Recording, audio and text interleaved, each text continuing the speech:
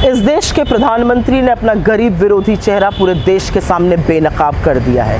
नरेंद्र मोदी गरीब विरोधी हैं। ये सच था और इस सच की पुष्टि आज खुद नरेंद्र मोदी ने कर दी है। लगातार झूठ बोलने का काम करते हैं। पहले हमारे मैनिफेस्टो में मुस्लिम लीग की छाप चिपका रहे थे, जब वो नहीं माना लोगों ने, जब वो नहीं चिपका तो अब बेतुकी बेवकूफ़ी की बातें करने लगे कि कांग्रेस कहती है हम लोगों की संपत्ति लेकर बांट देंगे गरीबों में।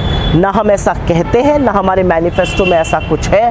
असलियत ये है कि आपकी कुत्सित मानसिकता हमारे मैनिफेस्टो के बारे में दुष्प्रचार करने की दुनिया जान रही है। मैं डंके की चोट पर कहती हूँ, इस देश में अमीरों और गरीबों के बीच में जो बढ़ती हुई खाई है, अगर उसको समय रहते न पाटा गया तो वो एक सामाजिक असुरक्षा का कारण बनेगा। लेकिन उसके लिए हम नीति निर्माण करेंगे, उसके लिए हम ऐसी नीतियां बनाएंगे जिससे वो खाई पटे। उसके लिए हम गरीबों के, दलितों के, वंचितों के, शोषितों के हाथ में सत्ता की चाबी देंगे। संसाधन पर गरीबों का हक होना चाहिए और फिर वो गरीब चाहे सामान्य वर्ग के हों, चाहे पिछड़े हों, चाहे आदिवासी हों, चाहे दलित हों। इस बारे में आप झूठ क्यों बोलते हैं? असलियत तो ये है कि अपने 10 साल के शासनकाल में आपने इस देश के गरीब की वो उपेक्षा की है, उसको इतना प्रताड़ित किया है जिसकी कोई हद नहीं है। आपने गरीबों की जेब पर डाका डाला, उनके आटे, दही, पढ़ाई, दवाई पर जीएसटी लगाकर अपने अमीर मित्रों की तिजोरियां भरी।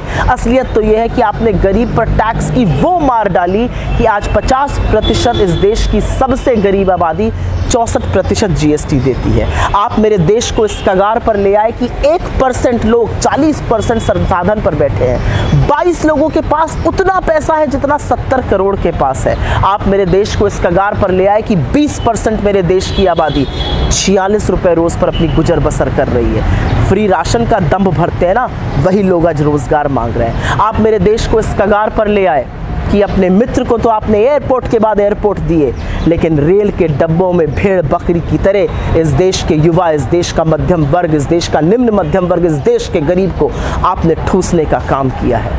हो सकता है 85, 100, 1000 करोड़ के, 8500 करोड़ के हवाई जहाज में 20 लाख का सूट पहने हुए, 1.5 लाख की कलम लगाए हुए, 1.5 करोड़ का चश्मा लगाए हुए आपको गरीबी ना दिखती हो, लेकिन ये देश परेशान है गरीबी से।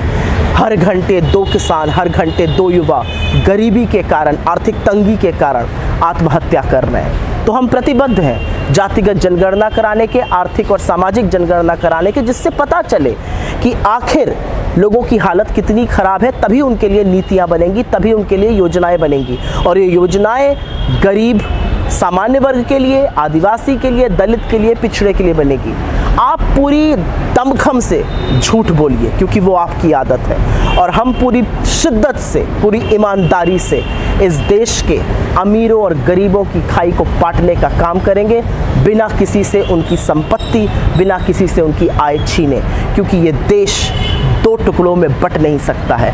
इस देश में अमीरों और गरीबों के बीच में वो खाई नहीं हो सकती है जिसको बनाने का काम आपने किया है। आप गरीब विरोधी शुरू से थे, आज आपने इस पर मोहर भी लगा दी।